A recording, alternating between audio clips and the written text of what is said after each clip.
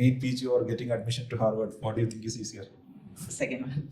I mean, after MBBS, my plan was also maybe go for PG. So you applied for the fellowship and now you got selected. Yeah, Okay. I got selected. Now you're saying that there is another part of India where healthcare is still a luxury for people. Yeah, and there is not enough doctors. Yes. And when we are here, we don't realize how Blessed, privileged and blessed it is, and it's so disturbing when we are there. Like, more than being a clinician, how can we make little more changes in a little more broader sense, and in healthcare system. I was the first doctor deployed there, and it was like a small clinic, and everything we were starting from the scratch.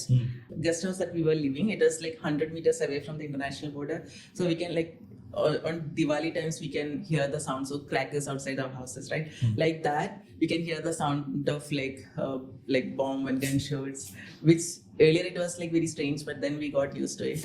Acceptance letter from all these. Wherever I applied, I got. Oh, you got from Oxford, you got from King's College? Yeah. Okay.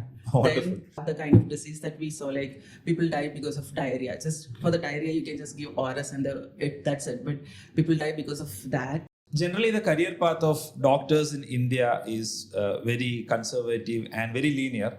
First, you do an MBBS, then you prepare for NEET PG, then you go through 3 years of post-graduation, clinical or non-clinical, then you go for senior residentship, and then you join a hospital, fellowships, right? But today with me is one person who has broken all these conventions. She has done her MBBS from Kerala, and after that, right now she has completed her post-graduation from Harvard University, which is quite unlike any other doctors in India. So welcome Dr. Ameena Mundas to this podcast, and I think we'll be able to guide a lot of youngsters towards these highly prestigious paths and towards good universities across the world. So welcome.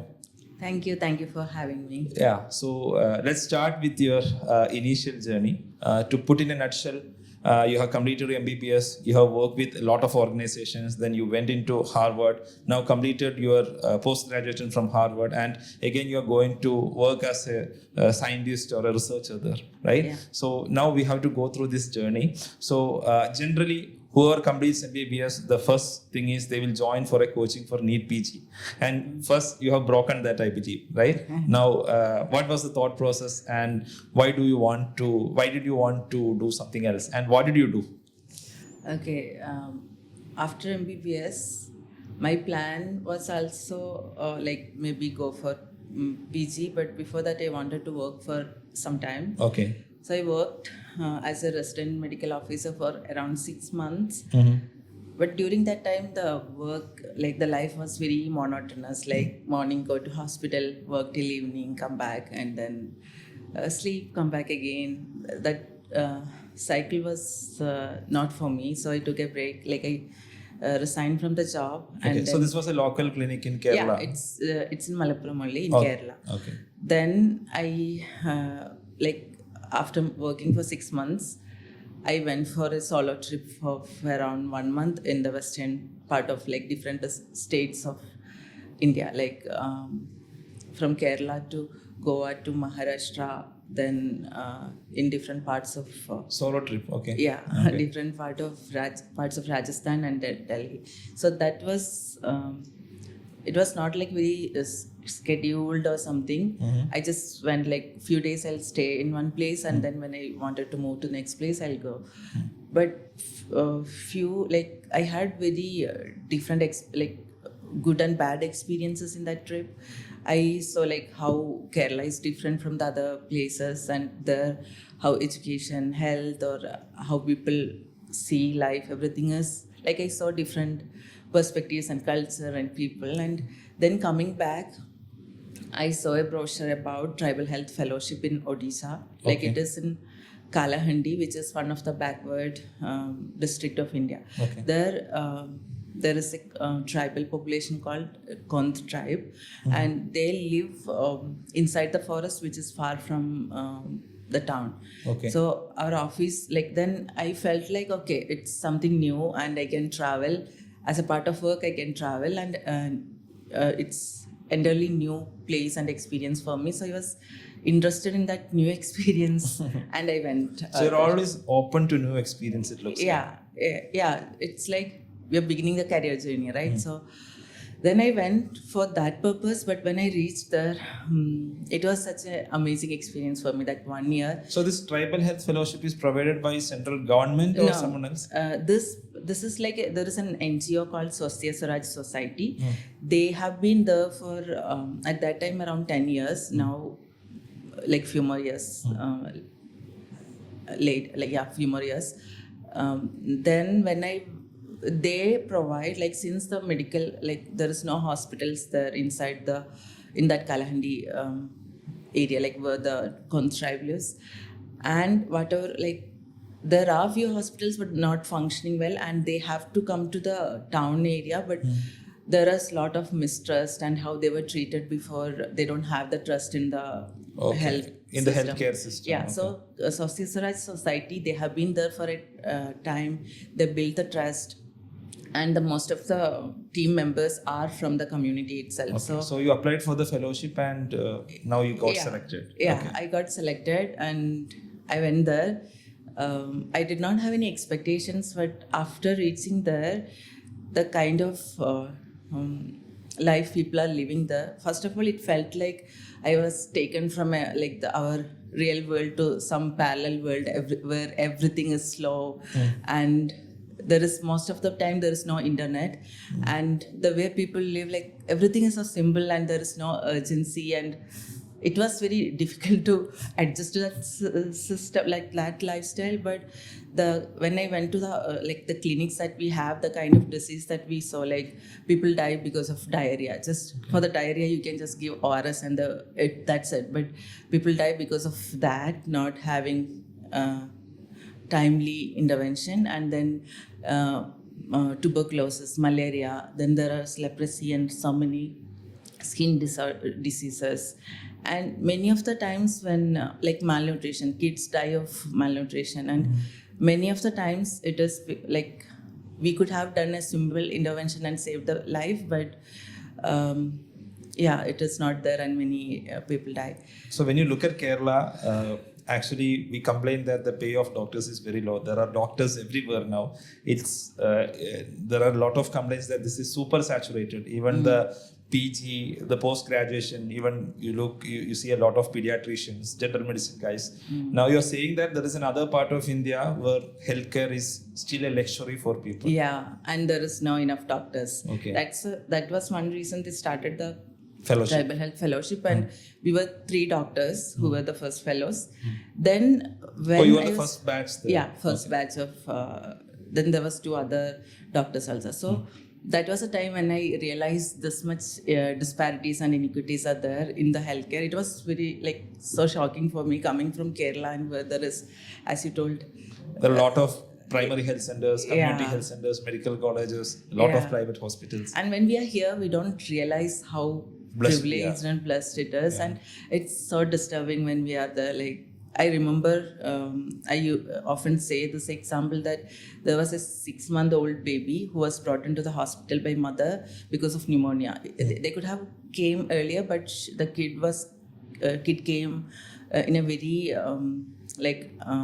unconscious situation and with blue color because of cyanotic, like not having enough oxygen. So we treated her like the small kid for a few days. We were giving IV antibiotics, and she had to be there for a few more days to get better. But the mother, after 3 days or something, insisted that she want to go back because we told her, like, the kid is not stable. If you take her, it will not be good. There is a chance that she can die also. But the mother is like, I have another baby, like another kid at home. He's having little fever, and this kid, anyway, the kid is sick. I cannot spare a few more days risking the other child. So it is for them. It is lucky that if you get to the at the correct time to the correct healthcare services, which is sad. Yeah. Yes. Okay. So now you went to Odisha. So your the experience there. How many months did you spend there? I spent a year Okay. It was a 1-year fellowship. Okay. And at that time, all my perspectives about life and as being a doctor and human, everything changed. I could not go back to the corporate hospital setting again. Okay. That was, and I got exposed to a lot of public health leaders and different, how we design a program or how we culturally adapt a medical curriculum which was primarily set for the Western Western population. So, and then how to train the community health, all those things were very new. And then from there, and seeing what all we have to do and we can do, I was thinking what to do next, and then looking for different courses that can equip me to, because in medical school we are trained more in clinical skills of treating, diagnosing patients and all. So more than that, how to strengthen a healthcare system, that was my goal, like how can I equip myself. So what I understand is that your experience has changed your perspective about your future. I mean, earlier you wanted to become a good clinician, take a good PG and maybe work in a private hospital. Now the experience has shaped you in such a way that you want to fix the public health system around us. Am I correct? Yeah, more than being a clinician, how can I make little more changes in a little more broader sense, and in healthcare system, like in a systemic level. Okay, so from Odisha, where did you go next? What was your next stop? Then I got an opportunity to work with Doctors Without Borders. Can you explain a bit about Doctors Beyond Borders? Because I have been talking to a lot of youngsters who are doing medicine, but most of the people don't know about this organization, which is actually very large and which is working worldwide. One of the largest organization of doctors, I would say. So can you maybe explain a bit more about your experience there, as well as what is that organization? Doctors Without Borders, which is Médecins Sans Frontières, MSF. It's an international medical humanitarian organization. It's been there for a long time, I think. I'm not sure, but 1972 or something. Like it was started by 2 doctors and 2 journalists. Then it grew, and it is doing this emergency medical responses mostly in war areas, flood areas where there is emergency like medical responses are needed. Along with that, also in places where there are like neglected diseases, neglected populations, in those settings. Like in India, there are like one in Delhi doing in sexual gender-based violence cases, and in Kashmir doing in mental health, giving mental health services. In Manipur there is one, then Bihar there is one. There are like few more. I went into Mizoram project, which was further into Northeast. Yeah, Northeast was like a new place for me. I have traveled once, it's like just travel, but to work, and also it was very new. Like I felt like it might be not right to say, not like the India that I experienced. It's more like the food culture is different, the way people, like the language is very different. But it was a good time and good experience for me. I was working as a medical doctor in a new clinic that was set up to help the refugee population who came from Myanmar to India as a part of the Rohingyan population. Not the Rohingyan. There was from Chin state there was civil war happening there. Because of that, the health care system was crashed. People were moving from there to India to be like more safe. Then it was an international border village, and I was the first doctor deployed there, and it was like a small clinic, and everything we were starting from the scratch. And it was serving also the local population, and mostly the aim was for the displaced population. And we had like the guest house that we were living, it was like 100 meters away from the international border, so we can like on Diwali times we can hear the sounds of crackers outside our houses, right? Like that we can hear the sound of like bomb and gunshots, which earlier it was like very strange, but then we got used to it. Okay. And there we were like along with treating the patients, to not duplicate the services, there were a few other NGOs who were doing the work, so we collaborated with them.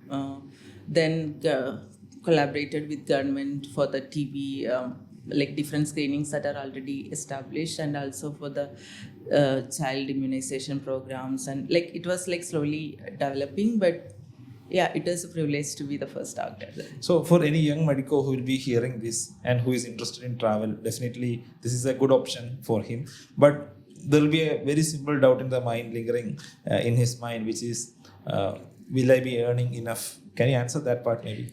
Yeah, in Odisha, for me, more than earning, like we earn enough, enough as a how we earn here as a junior resident in India. I mean, in Kerala, I think at that time for me it was around 56,000. I don't know whether we are They're supposed decent, to say the salary, but around that time, and then it can go further. And I don't know how much it was this time now, but at that time it was kind of paid vacation. We got to like go for camping, then star watching, and for me it was the Experience first a lot time. of travel, etc. Yeah, so that was one thing in Odisha, but in Doctors Without Borders they pay in an international standard, and also there is paid good packages there. So these are good career options also Yeah. if you want to pursue. Yeah. Definitely. For the doctor, I think around more than 1 lakh is a monthly. which is good. Yeah. Then it is a good experience. Also, if you work in MSF, it opens you doors for many other opportunities and also for higher studies. Yes. And So I'm coming to that. I mean, now from Kerala to Odisha to Mizoram, now suddenly you are in Harvard. And what happened in between? Like how did that bridging happen? Yeah, so after around 6 months, I moved to another project of MSF itself in Bihar, in Old Patna city. There is one project for advanced HIV TB. It's mostly in that place, again, compared to Kerala, the healthcare system and the way people live, everything is different. Then this project was earlier it was more primary healthcare services that I was providing in both other places. Here it was more secondary care hospital, more intensive clinical work. But along with clinical, like for each patient, how much the quality of services is really good. And for since it's very complicated, there will be like brain fungal infections and severe opportunity like infections because of the reduced immunity, and we have like telemedicine services, and also experts in the field come from different other countries and all. So it was as a doctor, it was such a good exposure to be working with the doctors who are legends in the field. And along with that, like there is this multidisciplinary approach where we'll be working with social worker and then who else, health educator, and there is a whole team. And sometimes like in a weekly we have this multidisciplinary meeting where all of us come together. Doctor says the medical prognosis, what to be done, and the mental health conditions and family situations will be addressed. So as a whole team, we are seeing the person as a whole and what all things to be addressed in social, like that. So that is a like good experience. Even when a low resource setting, how can you provide such a quality care? That was something I learned from there, along with so of course clinical. The thought of Harvard, now I should go back to school again. Where did that come from? So as I mentioned before, from Sociosraj itself, like when I was working in Kalahandi also, there is that thought. But I remember I was looking for other like different courses, and then this course, I saw this course which felt like is the perfect. Okay, so random searching through the internet, you don't have any connections or something? No, like this department, I did masters in global health delivery in the Department of Global Health and Social Medicine in Harvard Medical School. So this course was found, like one of the co-founder was Dr. Paul Farmer, who is one of the legend, like one good example of global health leadership in the world. So I have heard about his work and read his books when I was in Sociosraj. So when I saw his name and his works, it's like it felt like this is it. This might be the right thing for. Also, I always had this thing, like I have seen many of my friends and in family living with mental health situations and the struggles that they go through. So that part was there always. Like I remember having a conversation with my friend, like who also have the family members with psychiatric conditions. Like, how can we make things better for Yes. them or us? So your perspective or your point of focus is not one single patient anymore. It's the whole system or a whole community. Now coming to Harvard, so now you have your mind fixated in one of the programs. Now how to apply for that and what was the application process like? So actually, I did not only apply to Harvard. I think before I found this course, I had applied to Oxford, like International Health and Tropical Medicine, then King's College for Global Mental Health, and few other. So I actually got it. Offer letter also. I mean, what is it called? The letter, like acceptance letter from all these. Wherever I applied, I got. Oh, you got from Oxford. You got from King's College. Yeah. Okay. Wonderful. Then, I think before, like when I was in the middle of that process, I found this course, and again along with Paul Farmer, the Dr. Vikram Patel, who is again a legend in global mental health. That was another reason. So when I saw this course, I was like super excited, and I couldn't apply for 2 days. But then I went through it again and applied, and it was like it didn't felt so stressful as in the beginning of the application because you already gone through that process. Yeah. Also, it was so easy to write the essays and all because the work and the goal of the program aligned so well. So probably maybe we have to maybe in a couple of minutes we have to explain to the audience that what is the application process like now. For a NEET PG exam, for instance, you have to go through an objective exam. Are there some exams like that, or is it like you have to write essays, you have to put your profile in front of them? How is it? So there is no written exam or entrance.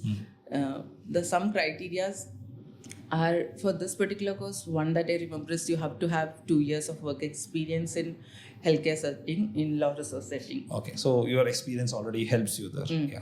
But I have seen few people, like even though there is not 2-year experience, but you have a significant work experience, even though that's short, but you have a proper like you've done something worthwhile. Which and also a vision that you want to work like that also can be counted, and there are few people who got it. So that's the basic criteria. Then again the scores and all, it's not like super high you have to get, and there is no does your MBBS percentage matters? No. Okay. I'm not like a super I was an average student and my scores are like super basic. Okay. Fine. So it did not matter. Okay. And also there is no since we had like 5 years of course in English, we did not have to take the English test. Also there was, I don't know, in many courses there is JRE we have to clear, right? That is also not there for this. Basically it's essays, like statement of purpose, and then reference letters. So you got reference letters from your peers or your... one like from my one professor from my medical school, like MBBS school. Medical school. Then one of my supervisor from MSF. Yes. Another like mentor from Sasya Suraj. Okay. So basically this work experience act as a pathway to the global healthcare system also, right? This is something I think we should put forward in front of all the young medical grads in India. It's not just about clinical PGs, right? You have a lot of vast opportunities beyond that. Yeah. So people who are like, one thing that I want to tell the youngsters, like even if you are not so fond of working for a long term in a like low resource setting, at least working for 1 or 2 years, giving your service there, it will be helpful for the place where there is no doctors, but also it will help you for the next step. I think in a way it was not very in a purposeful way you have found this, right? For me it was not. It was just a very organic way of doing things. You have got your experience change, your perspectives change, but ultimately you are rewarded for your work also, right? Which is absolutely good. But I don't think when I talk to people who are like freshly graduate or medical school, many times like the system around us are pushing to do this. So it's a very, very linear way of so for them I want like there might be very less people who just take it organically, as I like people don't want uncertainty. So now you got into Harvard, got admitted there. So you're now flying to US. Okay, so what was Harvard like? Like everyone want to hear that. Harvard, like for me in the beginning, it was so overwhelming because like we are like 18 students in the class. We was like a small cohort. Like other schools and other batches are like, I know Kennedy School, like governance school and law school. Like Kennedy School, around 800, 900 people in a batch. Like even in education, and I was like super small. And 18 students from 11 different countries, and many of them coming from like some coming from ministry, some coming from different WHO, UNICEF, and long years of experience. And it was also the From how many classes. countries these 18 people are? 18 in my batch. India, Uzbekistan, one US person, Philippines, Indonesia, Vietnam, Haiti, Rwanda, Sierra Leone, Nigeria, and more is there? 11 countries. Basically. Yeah, 11 countries. Oh, okay, awesome. Yeah. Yeah, so it was, and also another thing that time the war was like different war. Like when I was working in Mizoram, the Mizoram Manipur war just happened. Manipur riots happened, and then South Sudan happened, and then I'm hearing the stories of Haiti, the French and Haiti issues, and how people flew from there to here, and then Rwandan genocide. And it felt like earlier we were reading just in books, and it's like it's in front of us. Right in front of you. It's like personal, like the people that we know, our friends have been gone through it, they are going through it. Like it's very disturbing, but other than that, the classes are like very, like it's very new experience for me, the way it is taken and how we have to do the proper work, and it's all on us, like how much we read, how much we bring into the class, and it's not like nobody pushes us. There's that was like we were trained in this spoon-fed or that way, and it's in like India, right? The system is completely different. Okay. But other than that, another good thing is, like I'm in medical school, there is public health school, law school, everything is there. So I can take a course in law school. I can take a course in Kennedy School. I remember I took a course in entrepreneurial finance in this business school. So in our department, it's all about social justice, equity, and how to strengthen the healthcare system. When I went there, it's all about profit. How can you make this like the max? So it's like completely different. But the thing is, you are sitting with the best in those field, and even though it's intimidating, like you get the other perspective and the language that they speak, so it's good to get that exposure. In general, in India, when you come to medical school, you are surrounded with a lot of courses which are fixed, right? And you don't have any other options. Even when you come to engineering, most of the times a university fixes the syllabus and students doesn't have the luxury to move around. In IITs, things were different. Things were different when I went there. I mean, in IIT Madras, I took my minor in management. I did my major in electrical engineering, but I took a minor in management. I studied French there. I studied about European Union. I studied a program in neuroscience, which is completely different, but in a little way related to electric, because neuroscience is a lot in a way related to electrical signals. So I could relate a lot. So all these things were there. I mean, I think that's what differentiates even the premier institutions in India, right? You'll get a little bit more opportunities, and Harvard, I'm sure it will have way more opportunities then. And I have heard that you can take courses from MIT also from Harvard. Like I remember I took one health ventures, but I did not come. So MIT and Harvard are like neighbors. We can basically, we have a shuttle service from medical campus is different. Other all schools are in another campus, so there's a shuttle service. So there is one stop, few stops in between. You can get down in MIT, and we have different programs. And there is Brain Institute where both collaborates, and there are a lot of collaborative labs. Also, this course shopping. For me, this shopping of courses was a very very new thing. Like we go to the student portal, there is like thousands of courses. You're like, oh my god, whatever you want, and it does not have to be. Why did you choose entrepreneurial finance? Just curious to know. Like I have this idea of this time, like during this age, like the young old population is getting more lonely, and there is nobody to. They are getting more isolated, and there is no this joint family system anymore. So to make a community where all of them come together, like there was an idea of a venture where we want to proceed. Okay. take So it probably further, want to yeah. do a startup or something, and it might be So helpful. I just for it. want to know the dynamics and how. But it's so awesome, right? You can just go to other colleges, take course in law. Even you can go to MIT and take a course there. Yeah, Awesome. it's super cool. I think these are things worth exploring for all people hearing this. And now you will be meeting a lot of famous people there. Yeah. Like if we are sitting in the like cafeteria, maybe the person sitting near to you taking food and coming. A Nobel it's laureate. like, yeah, we are like, oh my god. I was like in the beginning very much in shock and in awe, but later on it became like. But mostly they're very simple people whom you can talk to, and that's the with a difference. lot of humility, right? Yeah. That's what I've seen. That's very new for me. Like here from India, like people in the super higher position, it's like so much distance. Between you two, Yeah. and it's a little scary or intimidating. But there, it's like, however big position they are, you can approach them, you can talk to them, you can ask for officers, and then it's very simple. And how is Indian diaspora in Harvard? Like as we Indians, especially as Mallus, will be looking for another Kerala, right? And asking, where are you? Are you from India or are you from Kerala? So how is the Indian diaspora in Harvard? Indians, we understand when we like there are so many Indians. We have a Harvard MIT Indian group where like whoever comes, it's a big group. Other than that, South Asian, there is a Mithal Institute, which is a South Asia based work they are doing, but there are a lot of that brings a lot of Indian organize a lot of Indian events. Also,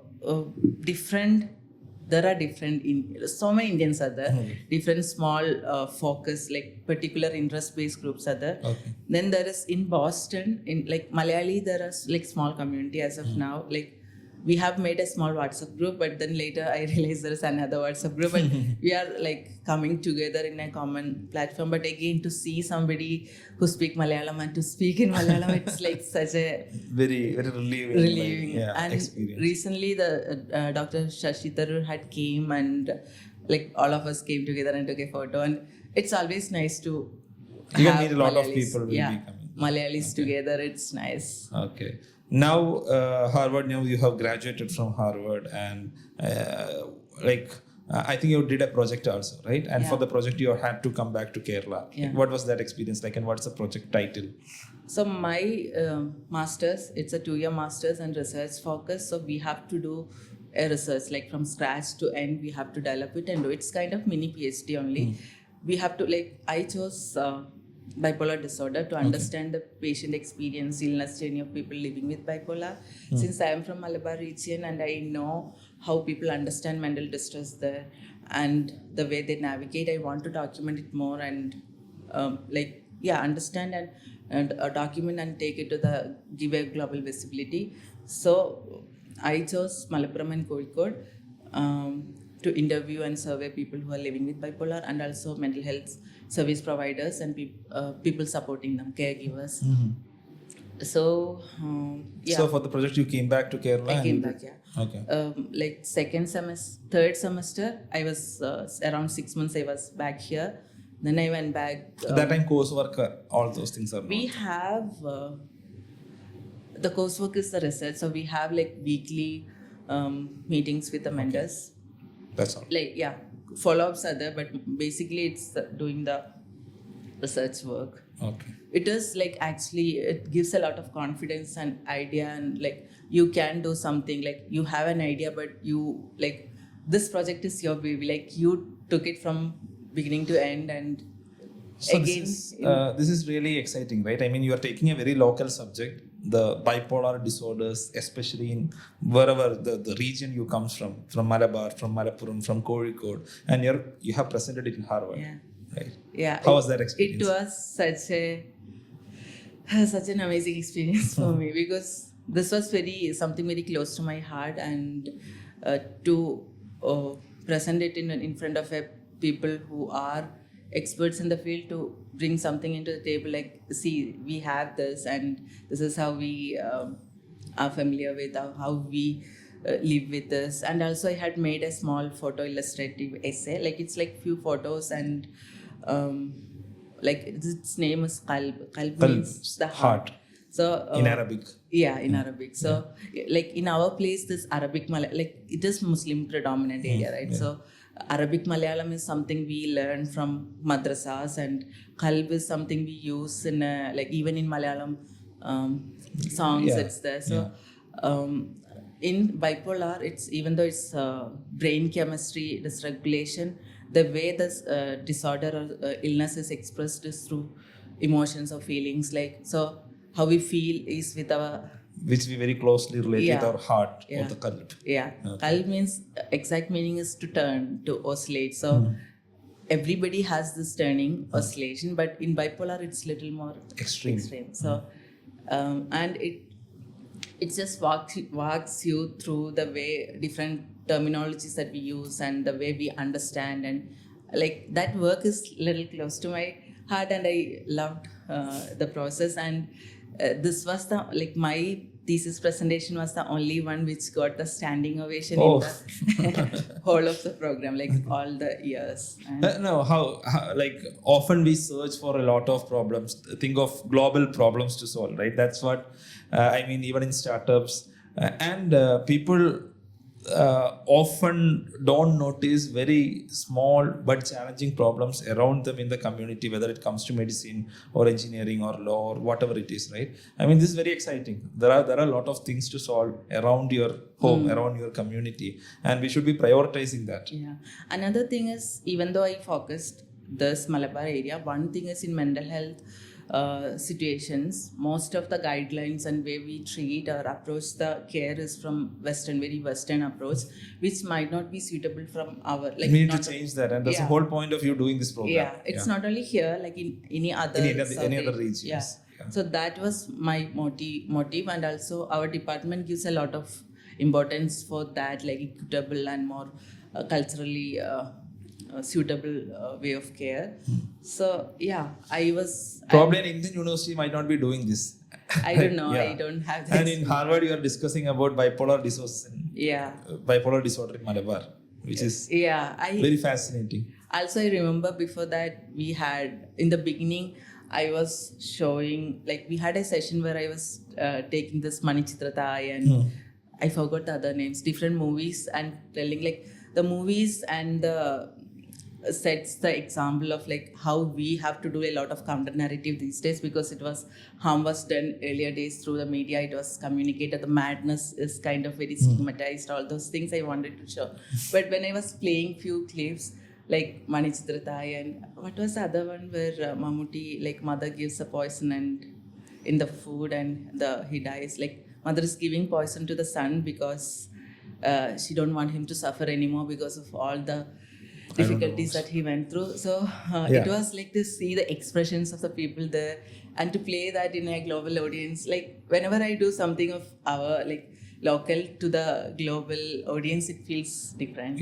No, this is extremely important. I think as an academic system we should learn a lot from this, right? We have a lot of unsolved problems here, and many times our coursework is very predictive, very linear, very standardized for everyone, and we should be in our institutions like AIMS or JIPMER, or even when I look at Kerala, there are amazing institutions like government medical colleges, Kozhikode, Trivandrum, etc., where we just teach kids, we just spoon feed kids, and we have enough data, we have enough patient load, unlike any other. I don't know whether Harvard will see this much patients, right? What we can experience in a medical college in Kerala, but we are not preserving the data, we are not studying patterns, we are not researching enough to solve our own problems, and we are depending upon people like you who are going to Harvard to solve these problems. So for me, another goal of mine, like since I got this opportunity, another thing is, as you mentioned, the research, there is a lot of things that has to be documented, and since there is no evidence, there is nothing to be done. So if we make the evidence, if we document this, then people notice us, and then it comes to the table for the discussion. So one thing is, like I was working as a teaching fellow for this course of global health and social medicine itself. I got the opportunity to bring few people from India where I worked. One is the Tunnel organization, like community psychiatry lead Dr. Lukman, to take a session for the students.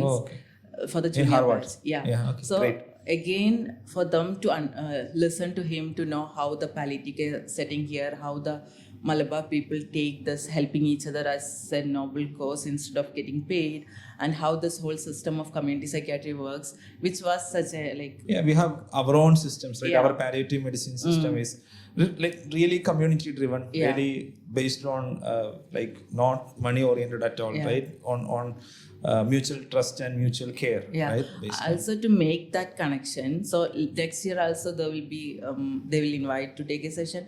Also Dr. Aquinas from Sasya Swaraj. The work they are doing is amazing, but again there's not much documentation and people who doesn't work there doesn't know. So again she came like online, came and took a session.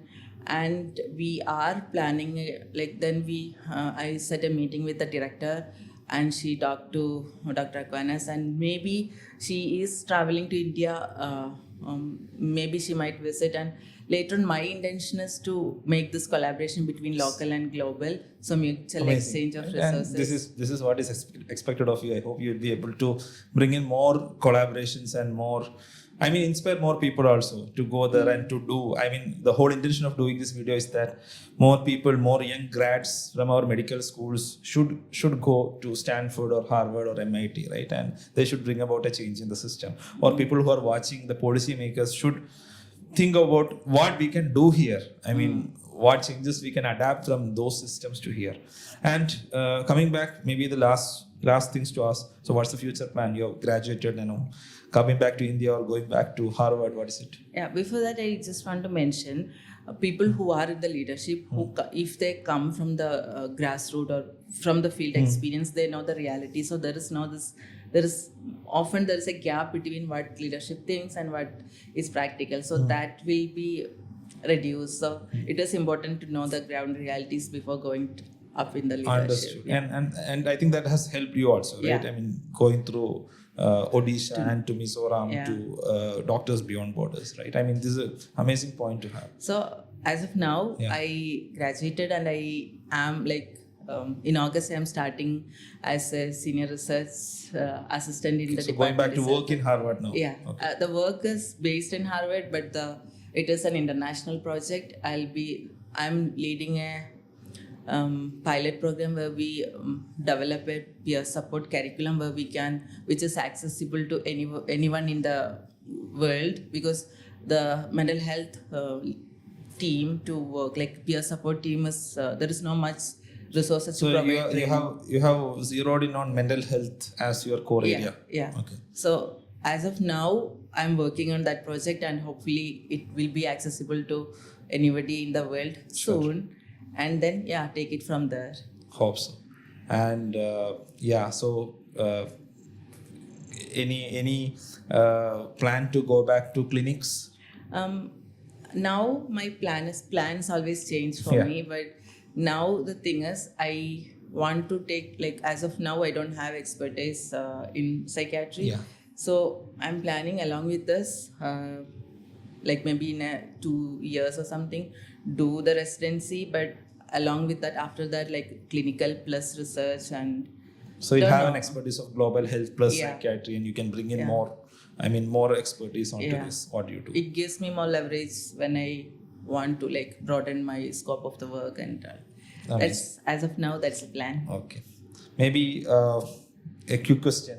NEET PG or getting admission to Harvard, what do you think is easier? Second one. Harvard?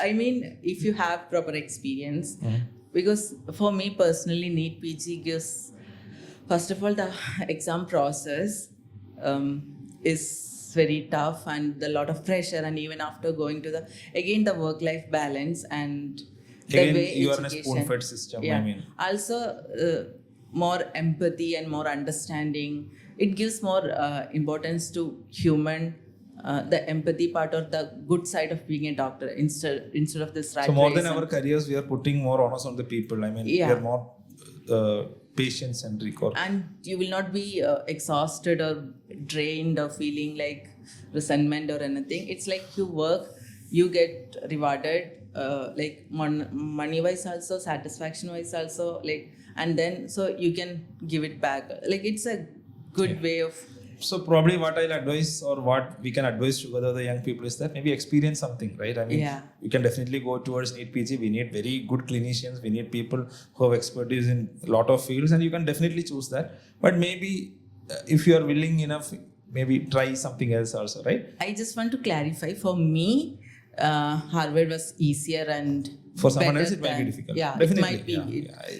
Maybe depends take on it as your a fun priorities question. and yeah. Yes. Okay. So congratulations on your journey, and I hope you can inspire a lot more young people. And more than that, I really hope that you can bring about a change in our system, take our local problems to global level, learn from each other, leverage from each other, and create a better system. And I think you've shown path to a lot of people. And I mean, the whole idea of this podcast is that we should provide more exposure to young people and the policymakers around us. So thanks for coming in, and have a great year ahead at Harvard. Thank you. Thank you. Thanks so much.